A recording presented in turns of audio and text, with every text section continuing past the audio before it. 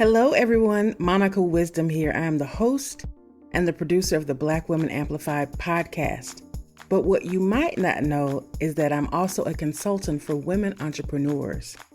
I help women entrepreneurs develop their ideas, their brand, and their overall business strategy. Are you developing a groundbreaking idea or have a wealth of knowledge that could impact the world but unsure where to go next? Business is good, but you're ready for it to be great.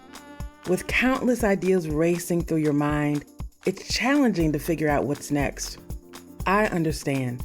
You have excelled with top companies, but entrepreneurship feels like a new language.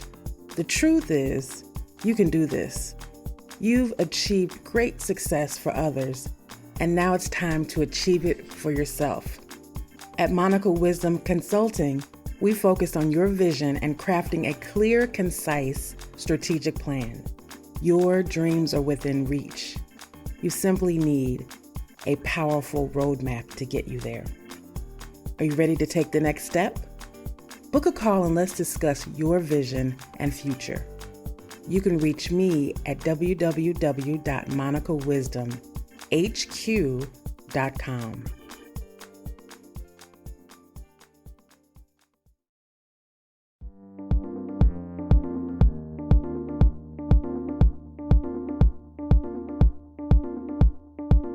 Welcome, and thank you for tuning in to Black Women Amplified, the podcast.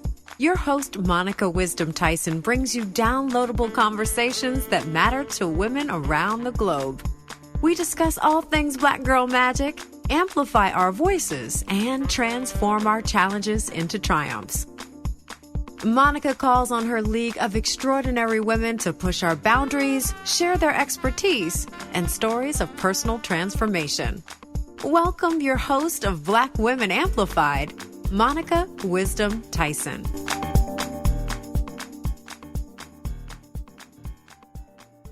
Hello, Black Women Amplified family. This is your girl, Monica Wisdom, and I'm so excited that you're here with us today.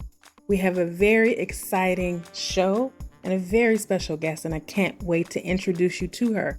But I'm sure you already know her. But before we get into all the things, I want to remind you to visit www.blackwomenamplified.com. That is our home on the internet, and it houses our shop where you can buy merchandise, as well as our blog where you can hear my inside thoughts and hear more about our power partners, as well as more information about our incredible guests on the Black Women Amplified podcast. Today we have a very special show because our guest was my very, very first interview on the Black Women Amplified podcast.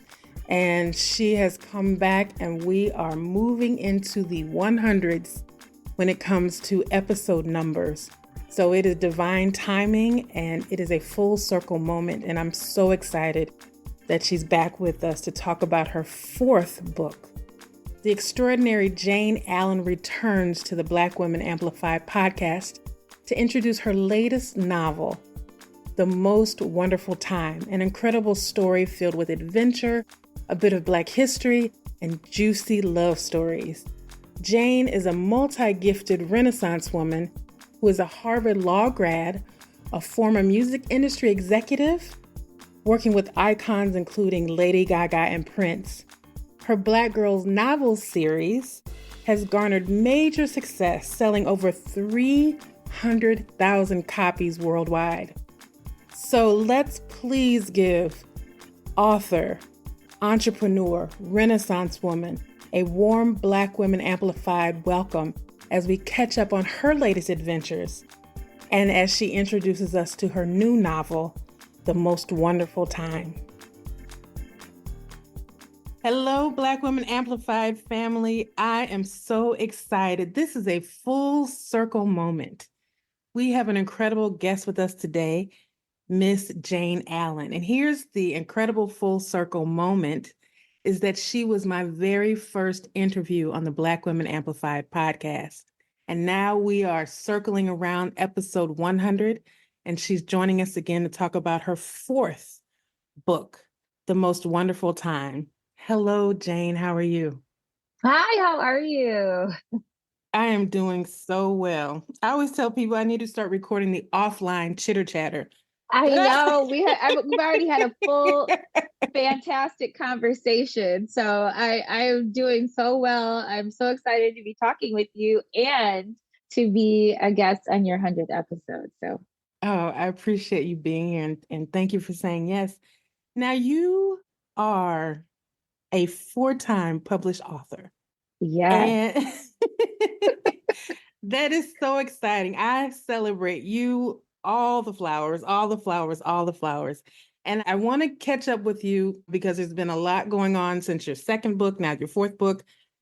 But I want to get into this book because it is so good. Thank you. I'm so glad to hear that. This book is sexy, romantic, and it is real. And it's a slow start, and then boom, you are hooked to the end of the book. And I'm telling you, by the time the book ended, I was like, wait, this is the last page? Uh-uh. Your main characters are Ramona and Chelsea. Tell us about these women. Oh my gosh. I'm so excited for everyone to meet them. I'm so glad you got a chance to meet Ramona and Chelsea. First, I love this book, and I'm so glad to hear that you loved it. Uh, it's meant to feel like a world within the pages, and when you open it, it expands and blossoms in your mind. And so, the two women that kind of hold down the story, you meet Chelsea first, and you also meet Malibu, California, which is one of the key locations of the story. So in the beginning, it's meant to be a kind of easy introduction. You ease into the introduction, you meet Chelsea, you meet her where she is. She used to be this super high profile, high flying artist. Her career took off very, very early in her 20s, and she doesn't even know herself how things took off so well. But she was a contemporary artist in Los Angeles and had an incredible career. And her parents are from Europe. They're Scottish family, and the nobility in England, and inherited wealth. And they suddenly passed away. And she's left with sort of the pieces of a life that she never really figured out how to got all put together in the first place. And so she's dealing with some grief and just loss in general, and this sense of she's not herself, and her work was paying the bills quite well previously, but now with this house and all these responsibilities in Malibu, taxes are due, and she's got to figure something out quickly. That something leads to making an opportunity for Ramona Tucker, who's the second protagonist of the book. Ramona is a Black woman from the South Side of Chicago, super accomplished, assistant and working in finance. And she's at an architecture firm. And Ramona is very much also a checklist person, similar to Tabby in many ways, and also very different. And she's theoretically engaged. She's been planning her wedding. And as far as her family and friends know, all is well, except it's not. She actually broke up with her fiance weeks before and is trying to hide that from her family. And the only thing that would get in the way of her plan of giving her currently ex fiance a little bit more time to change his mind is her mother's over the top Christmas Eve party that she has. And if she shows up by herself, then everybody's going to know what's up. So this is how the story kicks off. These are the two people you meet straight away, and they are going to wind up switching places and stepping into each other's lives. Now, why was it important for you to tell their story? Well, I started with Ramona. All my books will have a Black woman protagonist, just FYI. And also in the life that I lead, my life is very integrated in terms of all kinds of perspectives of people from all kinds of different backgrounds in my life. And I think that informs my view on humanity itself. I think you have to look at the human journey and who we are as people from all kinds of different lenses and perspectives. And at the end of the day, that's what we're doing with this book. This is a book about healing. And there's a lot of things that we need to learn from all kinds of different perspectives to really successfully complete that journey. And so I needed to have sort of a counterpart to a counterbalance, a counterpart, a sort of mirror image in a lot of ways of Ramona. And that's Chelsea. Chelsea has a different degree of societal privilege. Chelsea has a different take on life. Ramona is a finance director at an architectural firm, so she has a different relationship to a creative career. She's very interested in creativity, but and expressing herself, but she can't take the risk of a creative career. And we have Chelsea, who actually wound up being a successful artist kind of by happenstance, but has fallen away from her for various reasons. Some of them are because she needs to take a healing journey. So to look at this journey of healing, we have these two characters that really round out that perspective and that journey so that the reader themselves can take that journey alongside these people. And I think, especially when you're doing things within America as we know it, I feel like it's important to take into account the different experiences that people have on the basis of how society classifies them, the different levels of privilege that they have in society, the different types of exchanges, interactions, and things that are available to them on that basis. So that's why it's these two characters. I thought that these two characters round out this opportunity to show a journey of healing from a human perspective. I remember you talking about this book when we did our interview previously, when you were on book 2 of the Black Girls Must Die Exhausted series, trilogy, I should say. And you were talking about this book and you were having to do some research. So tell us about the research it took to develop this story. Oh my Because God. there are parts of this book that are very, very specific. And so I'm like, she had to do research in this. I had to do so much research. So I'm from Detroit. So I know Detroit, obviously. I live in Los Angeles. I know Los Angeles. I know Malibu, but not super well. And so I had to do a little bit of research and figuring out Malibu. It's a really insular community. So I had to go and figure out what is the life like in Malibu. But I had to also go to Chicago at Christmas time, which, first of all, it's like negative 900 degrees. Okay. Yes. And we used to go to Chicago when I was a kid for Christmas. And I just remember the windows and the shopping. And I also remember that the tears, when we would go outside, tears would freeze on my cheeks. It was so cold. And so as an adult, though, didn't really have the opportunity to spend the holidays in Chicago and look at it with a writer's eye and see what the real magic of the city was and what the real magic of the city during the holidays was.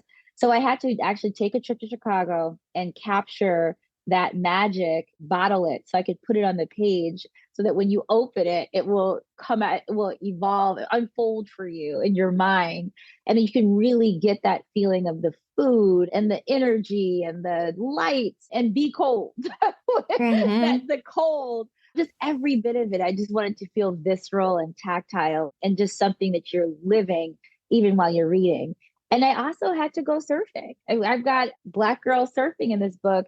And there's so much historically that really has a lot to bear on why it seems like such a strange concept or foreign concept to envision a Black woman on a surfboard. I mean, when I thought about that, and people in the surfing community, there's a lot of Black people in the surfing community, not in a relative sense, but there's a good number of people, Black people in the surfing community.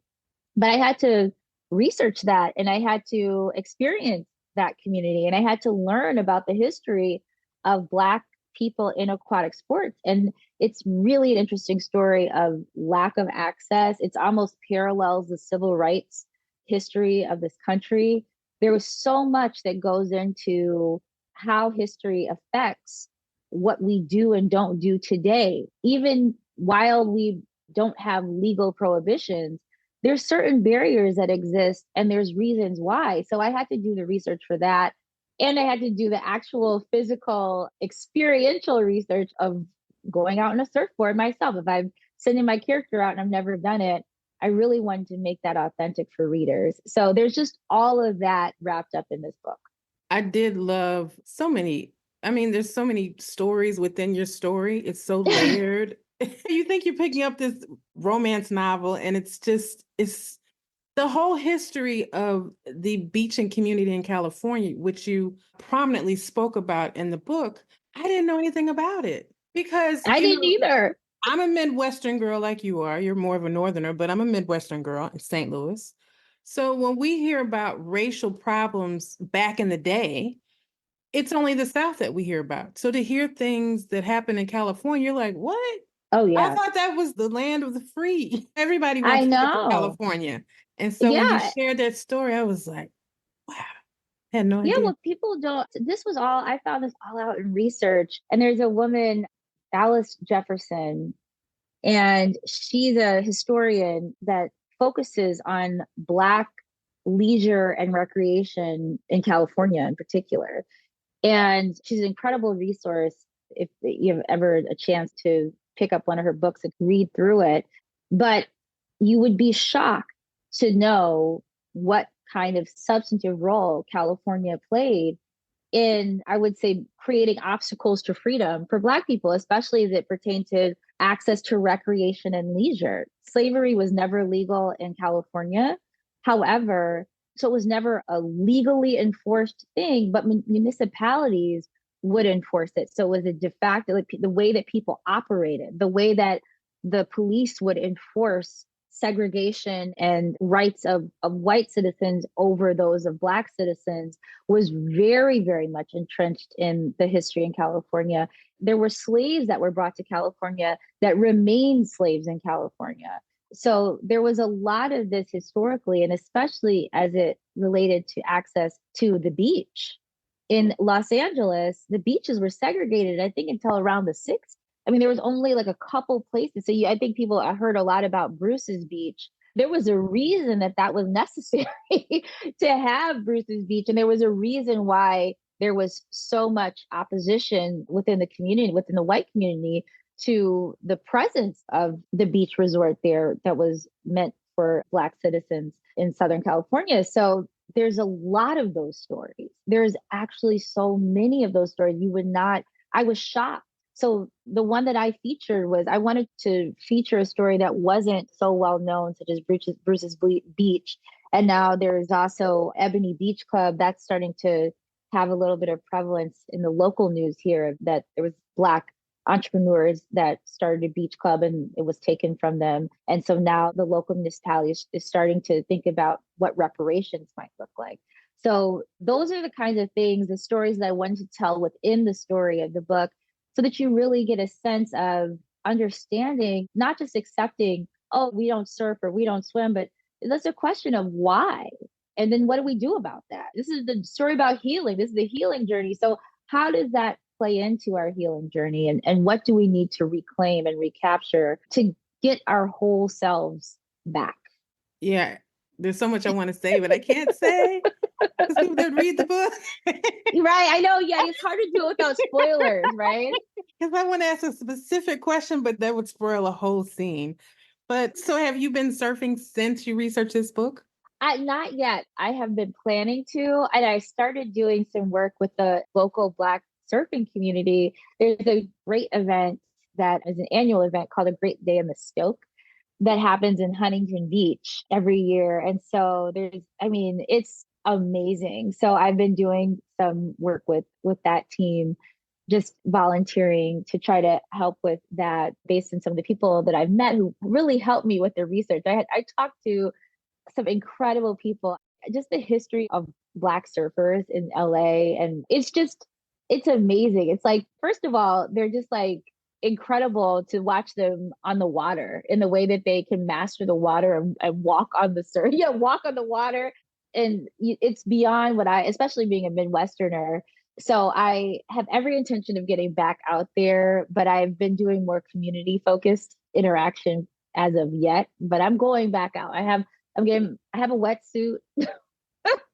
I have like a plan. I got my fit. Once you go out there, though, I mean, once you go out there on the waves, it's like you got to get back out. It's something that will call to you. Like the water is, That energy in that water is just, girl, oh, there's a it's connection everything. there. I had to rewrite the whole, when I wrote the scenes originally from research, I had to rewrite the whole thing after I went out there. I was like, oh, oh, no, no, no, no. This will never do. So, yeah, once you go out there, it will call to you probably forever. Yeah, the ocean, it definitely is a powerful force that is truly alive. And I love that we're Yes. getting back into the water because Yes. it's so important to our whole well-being to be in that water. Now, 100%. listen, speaking of Jay, so there are parts of, let me just say this, there's parts of this that is super sexy, speaking of research. These love scenes are beautifully written. And what I love is that the women have the power in the scenes and the men are clear in their communication.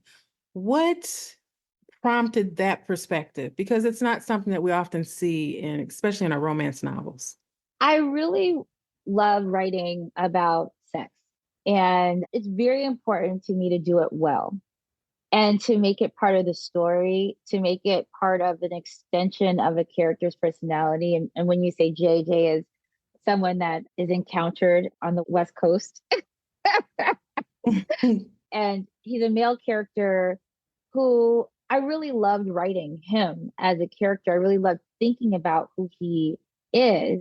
As readers read the book, you get a sense of Jay and his backstory. But he's a developed man. Like he's really spent time with introspection and evolving himself and taking a self-developmental journey, a self-actualization journey with it, and has sacrificed for that in certain ways. And so he's already coming to the table when we meet him with a lot of development that is valuable. And so, and how he expresses himself sexually is, to me, interesting to explore and see, and to see the maturity of it and what perspective does he take. And I think that as a reader, it's something that I would want to see. This is because I think that reading, in certain ways, you want to read like just beyond Mm-hmm. reality, but you Mm-hmm. also want it to be realistic enough that you feel like you had an experience that could parallel life itself. That maybe you didn't live this experience, but it's crafted with enough accuracy and authenticity that you can trust what you read. So maybe it's not an experience that you have on a daily basis or you've had yet, but it's not something that you could be like, oh, that would never happen. You could be like, oh, this is amazing. And I hope this happens. I know And after I can see how this could happen. and it really shifted. I was like, oh, that's what it looks like. Okay. I wish I had known this 30 years ago. Right. I'm like, oh, that's what it can feel like. But that's how I always am thinking about my books. It's like, what can I bring of life where I'm augmenting it, I'm amplifying it, I'm honing it, but it's still life in the pages, and it should feel that way. And I want readers to feel like they can trust it, but let themselves go into the experience because it's crafted within reality, and there's a journey that it's explained who he is and how he got to be the way that he is. As you read, you find that out about him. So it's not like he's not an everyday dude. Jay is not an everyday dude, but he is, but you understand why he is how he is. And it's not an impossible journey to get him there. And so that's when I'm writing about people's expressions in that way. I think it's important to put that version of sex in books. I think that that's literary. It's character expression. It's an expression of the characters. It's a scene like any other scene. It's an action that has a purpose, and it's a type of conversation. And so I really take it very seriously to be able to write that authentically and well. So that it's something that is you can feel it, read it, see it, Right. and enjoy it. But with even extended beyond those moments was just him as a person. And the way that you gave him you see his full humanity. And that's like Reverend Run says, he said, foreplay starts in the morning when you Right. wake up That's right. to get her ready for the evening. And women, we have to feel trust and we have to feel safe and secure in order for us to fully open up to anyone. And this, can't talk about it, but this goes there. I appreciate you saving people from the spoilers. I'm like, yeah, in writing it, I learned a lot too about it's really hard to write sex well. It's like one of the hardest things to do. And I think that's why you don't see it done well that much because it's really hard to do. And learning that from a craft perspective, I study different ways of expressing. I have certain things I don't do. Like I don't do like technical writing per se. Like sometimes you'll see like a sex scene and it'll be like very technical. It's not that. And I realize it's okay to slow this down. And in fact, that's really what the most important part of it is. The foreplay, that is it. It's not exactly that moment per se. It's all the tension, it's all the anticipation, it's all the lead up. It's how that person meets that person in this moment of extreme vulnerability. And so it's just been one of the greatest craft exercises for me as a writer to make sure that that is on the level with everything else, if not some of the best parts of the book. That's what I hope to hear. The sweet spots, I'll call them. They're all good parts. But Sweet spot. There we go. I like it. Hello, everyone. Monica Wisdom here. I am the host and the producer of the Black Women Amplified podcast. But what you might not know is that I'm also a consultant for women entrepreneurs. I help women entrepreneurs develop their ideas, their brand, and their overall business strategy. Are you developing a groundbreaking idea or have a wealth of knowledge that could impact the world but unsure where to go next? Business is good, but you're ready for it to be great. With countless ideas racing through your mind, it's challenging to figure out what's next. I understand. You have excelled with top companies, but entrepreneurship feels like a new language. The truth is, you can do this. You've achieved great success for others, and now it's time to achieve it for yourself. At Monica Wisdom Consulting, we focus on your vision and crafting a clear, concise, strategic plan. Your dreams are within reach. You simply need a powerful roadmap to get you there. Are you ready to take the next step? Book a call and let's discuss your vision and future. You can reach me at www.monicawisdomhq.com. There's another character. She got on my nerves. Oh, I know who you're going to say. No, she was something oh my gosh. else. Oh my goodness. I was like, girl. But here's the thing. Even in all of her stuff, and we don't have to talk about her because it's an important part of the book, but you opened us up to her humanity. Why was it important to give her a full view of who she was as a person? Well, I think what Joan did and does through the book is very common. And what is important to realize is just because someone does something, a bad thing, it doesn't mean that they're 100% bad person. And in most cases, they're not. And there is some aspect of them that they're a great person, but just maybe as it pertains to you, they suck. Or they're just not who they should be. And I loved writing Joan because it made me grow. And also it reminded me of this, that at the end of the day, we're all human beings. And regardless of the actions that we take, the misconceptions that we hold, the mistakes that we make, the biases that we hold, the ways that we need to grow and improve, we still can grow and improve. Like nobody is entirely hopeless. And if we start thinking in that way, then we lose the opportunity as a societally and otherwise, where we start heading backwards. Like nobody is all any one thing. And so I love Joan because I just find her kind of like irresistible. Like you just like a train wreck. You can't stop Right. watching. Oh Lord. What is she I about to know. do? I know. I know. So she taught me about her as I wrote her.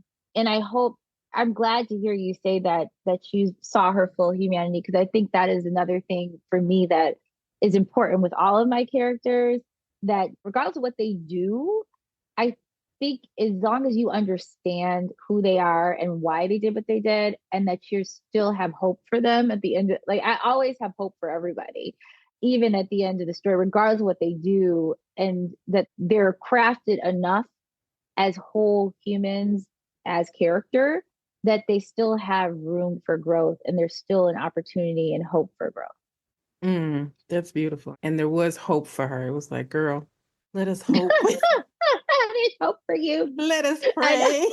We're going to pray for you, You're Joan. right. We're going to pray for you. We're going to lay hands on you, girl. Bless your heart. I know. I know. We need to form a prayer circle for Joan. For Joan.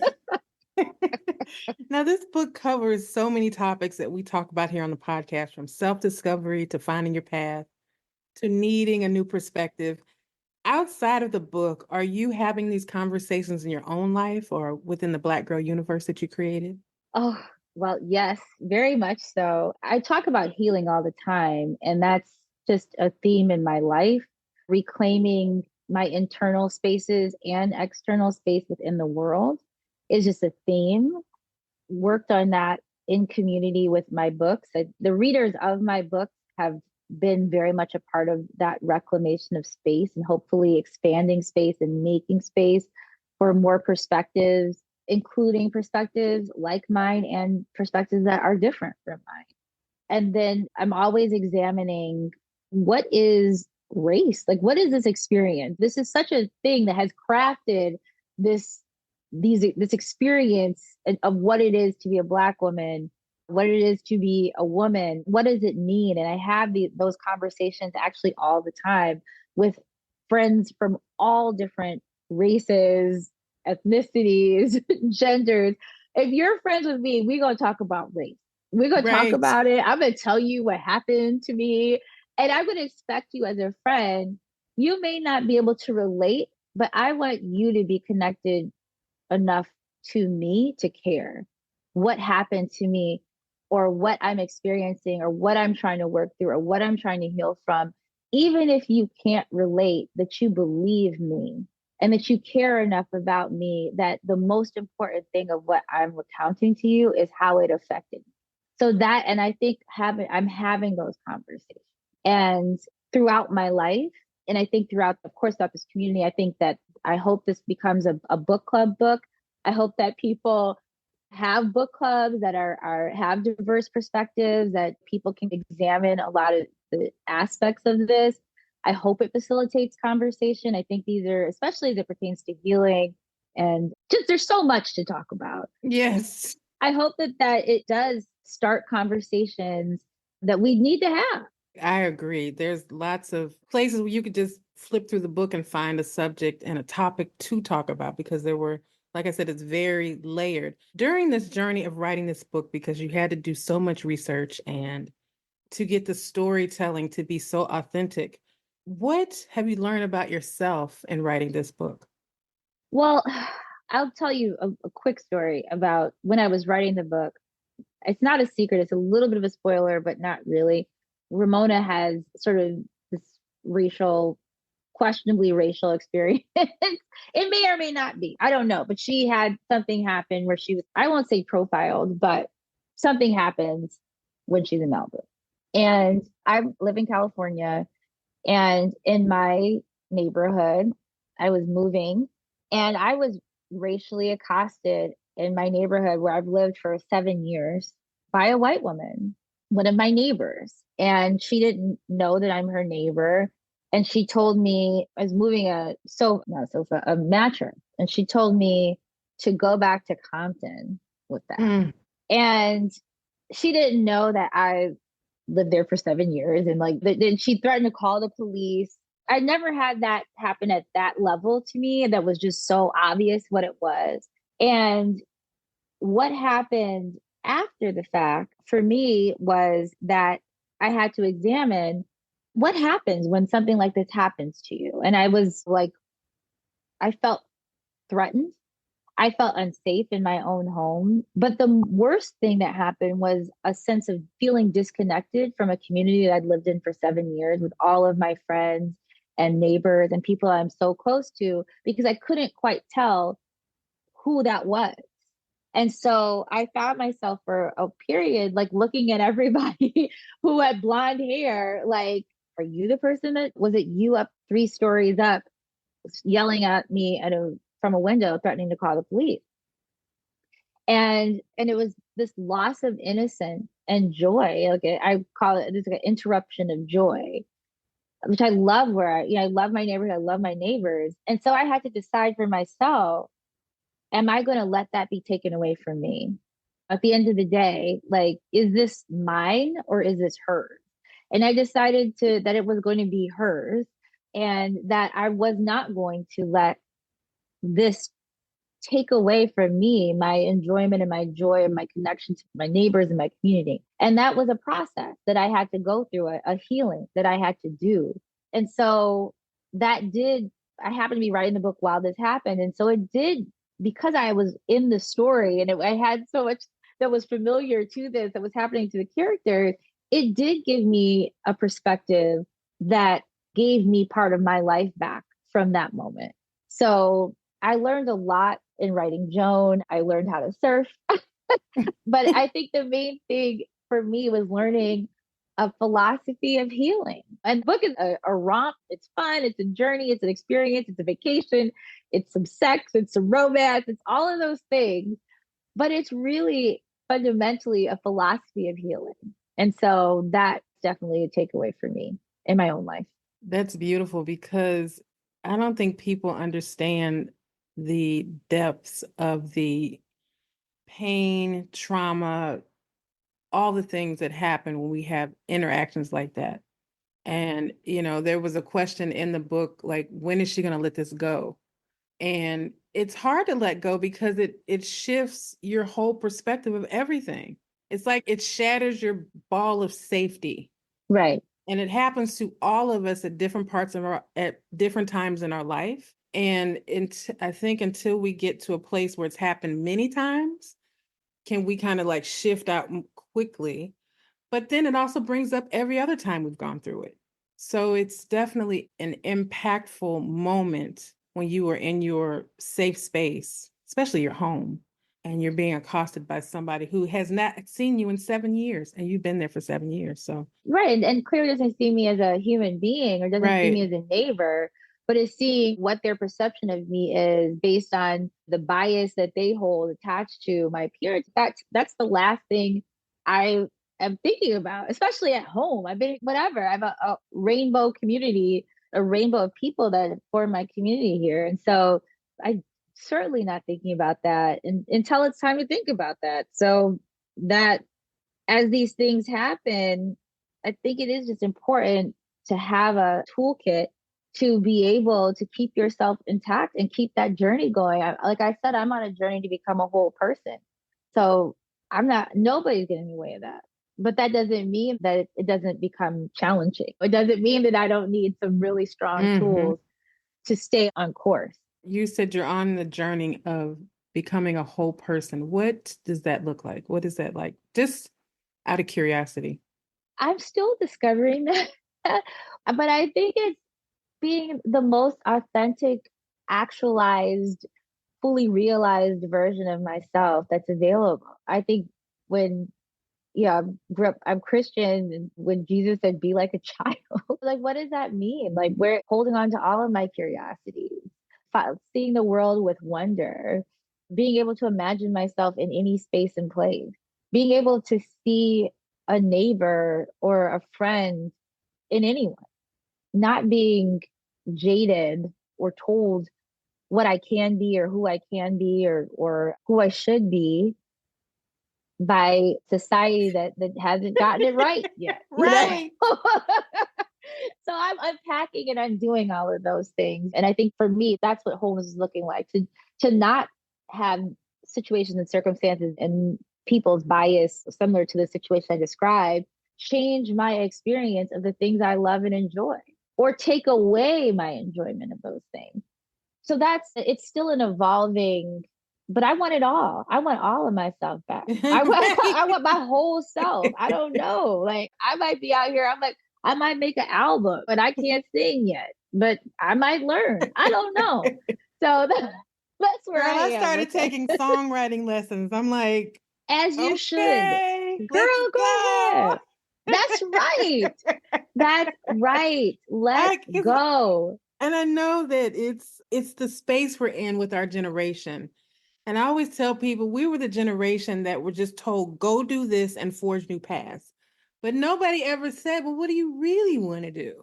So Exactly. now we have the time, well, now we have the opportunity. There's more doors open. We've opened the doors, we've torn down the doors, and now we can explore and have fun, which is what I love about this book. Because it's not just a romance novel, it's about two women from two different worlds exploring life Yes, and I love that.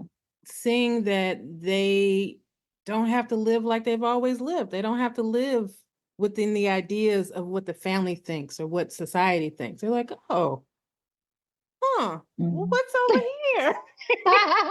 What's over here? I love that. What's over here? So That we is get such a good way to put it. so we get to explore through the book our own curiosity. It's like, huh, what would I never thought about dating a guy like that. I've never thought about just picking up and going and staying in somebody's house. I mean, just the way that Mm. everything opened up and unfolded is just beautiful. And you also have great characters in the trilogy, the Black Girls Must Die Exhausted series, which I love as well.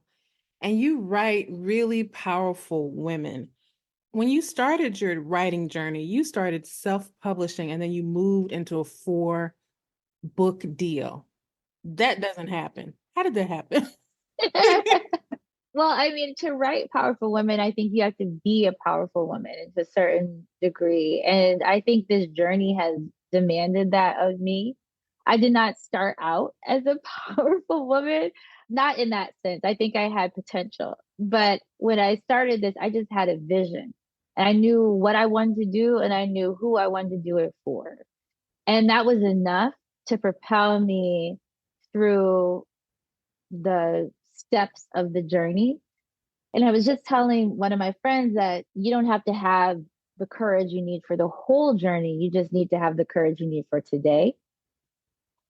And I think that has been very much the description for what this has been like with the self publishing. When I first wrote the Black Girls manuscript, it's not very different from the current Black Girls manuscript. It's Right. markedly almost the same. And there's over 300 and what, 2,500, 350, something like that, 350,000 copies in print of this series. And that's just the print version. It's been translated into Portuguese and it's in development for television, this television series. Yes, yes. But when I wrote that first manuscript and I sent it to agents and they said, we don't find Tabby Walker relatable. We don't like her. This isn't authentic, whatever. I don't know. Bury this in a hole in the backyard. That was not acceptable to me. That's just not. Who is it? Is it? Oh my gosh, I can't think his name. He's the coach in Colorado. I can't believe I'm saying that as his name right now.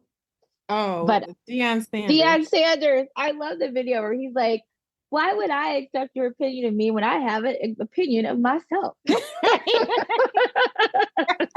Do I look like somebody who needs to hear your opinion of me? What makes me? What makes you think I care?" And so that's I had a little bit of that flavor going on with that first manuscript, just because I wanted it for myself. I wrote what I wanted to read. And I knew I had done that. And I'd given it to powerful women around me who were busy, busy professionals. And when they came back and said, I loved it, I read it all the way through. I couldn't stop reading. I loved whatever. I knew based on my own power inside myself and the power around me that the opinion, those opinions did not apply. Those were opinions and they needed to stay there. And I had the knowledge of how to put a book out. I had put out some other books. I was practicing and learning the publishing industry all along the way with some nonfiction stuff that I was writing all along the way. So I just took everything that I learned marketing. I already worked for Lady Gaga and I did all kinds of a platinum album that I experienced that I'd already had, all that kind of stuff. So I put all that together because that was know-how that I had collected throughout life doing the what's over there journey. And so it was a step by step, and definitely the community came and started supporting, and it emboldened me to keep going and keep believing in myself. And part of what has allowed me to believe in myself has been that I never stopped working on my craft. I'm like, okay, you know what? You could tell me no, I guess, but I'm going to be the best writer that you can possibly encounter. Now, whether that's true today, tomorrow, 10 days, whatever, 10 years from now, I'm already telling you what's up, where I'm headed, what I'm doing every day. When I wake up in the morning, when would you say Reverend Run said foreplay starts in the morning? Well, I start in the morning working on my craft. I start early in the morning and I finish very late at night and I work on it every day, every day. So I'm about this and I continue to be about this. So that is what also allows me to believe in myself. It's like, you can't outwork me. Nobody can outwork me. Nobody will. And so this is just going to be that continuous journey where I'm going to keep putting out work. I'm going to keep raising the bar on myself. And I'm going to keep making things that I ultimately would love to read that bring me so much joy. The best thing about the most wonderful time and talking about this with you is that you love it and to hear you love it because I love it. I love it so much. Oh, you can't see over here, but I'm like bursting with joy just thinking about that book because I love that book. I know what I put into that book. I know what my editor helped me put into that book, how we honed it and crafted it and picked one word over another word and really thought about it and had conversations that led to tears, and how I got on a surfboard to make sure that I bottled that energy of the ocean itself. So to me, that is what it's about. I love what I'm doing, not what I'm doing, just the actual activity of it, but what I'm doing in terms of what I'm producing. I love it. And I wouldn't put it out if I didn't. So that's what powers me, that I can bring that something I really, really did with love to as many people as possible. That is the day by day of it. And that's how the journey keeps going. Well, you can definitely feel your passion in the pages of this book. And I think that's I'm why so I glad. literally read it. I stopped what I was doing because I started reading. I'm like, okay, I got to get this done. And then I just stopped everything. And in about 2 days, I was finished with the book and then mad I was done. Oh no. Because at the end, I was like, no, wait, what? Oh, so is there a part 2 coming? I don't know. We'll see if everyone demands it. I would not mind revisiting those characters. I was thinking like, what would part 2 be? So that might be a conversation that we all wind up having in Mac. If people love the book and it becomes something that people ask for, I would consider revisiting those characters in their world. There's more story to tell for sure with those books. Definitely. Now, before we get out of here, I'm going to ask you the same question I asked you in our previous interview. When is the memoir coming? Before you answer, I had to tell people, this is a Renaissance woman. She is simply an author, as we know her, but she's also a former music industry executive, an attorney, a Harvard grad attorney. Dang. She's an serial entrepreneur. She's opened brands and she's even partnered with QVC to have her own beauty brand. So you're an awesome storyteller, but you also have an incredible story. And I'm not gonna, you can't say no. We're just gonna say when. Well, I will tell you that I am working on a memoir right now. It's not the memoir that I think you're talking about, but it is a memoir. So I will say that. And hopefully I'm we have to put a book proposal together when you're doing nonfiction. And I'm about 85% of the way done with that. So there will be a memoir coming, which is the beginning of the way to the memoir. But I have Well, a there's always volume 1, volume 2, volume 3. girl. Because we're just gonna make you the trilogy queen. I know, right? Oh my gosh. If George Lucas can do it, so can you. Amen to that. I will take that. Yeah. So Yeah. what is on the Yeah. horizon for Jayne Allen? Well, I'm working on a book project right now in collaboration with another writer that hopefully will be announced in the fall. I'm very excited about that. It's my first time collaborating. And then I have a new book series that I've been working on that is, I mean, I guess it's this in a romanticy vein. It's romance. It's a romance story. And I was thinking, like, I like complicated romances. And so I was like, well, I want to do something. If I want to do romance, it's got to be really complex. And so the seed of this idea, I was like, well, it would be really complicated if he was trying to kill her, like he was supposed to kill her. And I'm like, yes. So these are the two leads. I know it's like a big You, Jordan separation. Peele. I know. No, it's definitely paranormal. There's a fantasy element to it. And I don't want to say too much because it's in with my publisher right now. They're looking at the pitch that we put together. But I've definitely headed in this another direction, just wanting to do something new and use my imagination a little bit more. So these characters have supernatural abilities. And there's a reason why this guy thinks that he has to kill her. I mean, it's complicated, and so that's just part of the story about how they interact and the tension of that once she finds out that she's actually in danger, and it's in danger from this particular guy. So I've conceptualized this story already. It is intended to be a trilogy because I'm the trilogy. You said it. You said it. I'm the trilogy I queen. said it.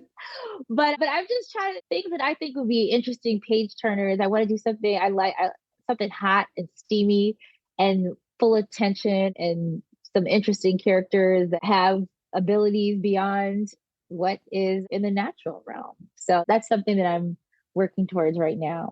The sci-fi girl in me is excited. Girl, I was like, I feel like people are ready to take it a step further. And it's just a little bit more imagination, but I think people are ready for it. So Well, this has been a wonderful conversation. I'm going to put a link on the website in the show notes so that people can pre-order the book. And I just want to know, how can people plug into your world? well, I am often on Instagram, Jayne Allen Writes, JayneAllen Writes on Instagram. And my website is jayneallen.com. So you can sign up for my newsletter, which I need to send more often. And I'm going on tour for the book. So stay tuned for maybe in a city near you one day, people listening. And that's, yeah, I'll be on tour in the fall. And yeah, I'm very excited, very excited. So I just can't wait for people to get this book and start talking about it so we can all be in conversation. That's what my Instagram is for. People leave messages. I'm in constant conversation with people still about Black girls. And that book first came out in 2018 and then again in 2021 in the second edition. And I'm still in daily conversation with people about Black girls on Instagram. So I love it. I'm ready for this new book. And here's the thing, the things you were talking about in that book in 2018, it's like at the forefront now. People weren't talking about it back then. It was like, what's going on? And now everybody's like, wait a minute, I need a doula, I need a midwife, Right. I need all the things. Yes. So just imagine, I'm a little bit ahead of time. I'm an Aquarius. So this is how we roll. We're a little bit ahead. So I'm like, you just read my book and then you'll be ready for what's coming. So now you've read The Most Wonderful Time, so you know what to be looking out for. The prophetess has spoken. I'm like, the Aquarius in me has delivered. I'm telling you, when I read this book, I was like, oh my God, my girlfriends and I are all having these conversations. Like, what's next? Is this it? Mm-hmm. What's over there? What's over there is the new, yeah, what's over there? What's over there? Like, who's over there? Right? Woo. Yeah, another conversation, but For real. For real. Thank you so much for joining us again in this full circle moment. It is always a pleasure and an honor to speak with you. And as always, I wish you the very, very best in this book release and everything coming in your future. It's always so bright. Much. You were the mad manifestor. I'll just say that. Oh, well, don't thank tell you her so no. That's right. That's right. That's just a starting point. No is just a starting point. So thank you. Thank you so much. This has been a wonderful, wonderful conversation. I've had a great time. You are always welcome back. This is one of your homes. So we will talk to you soon. And hopefully the next time you have been back surfing and you're working on part 2 of The Most Wonderful Times. Everybody have an amazing day, and we will see you on the next episode. Take care. Thank you for listening to Black Women Amplified. We hope you enjoyed the show. Be sure to subscribe and log on to blackwomenamplified.com for more information. Keep shining.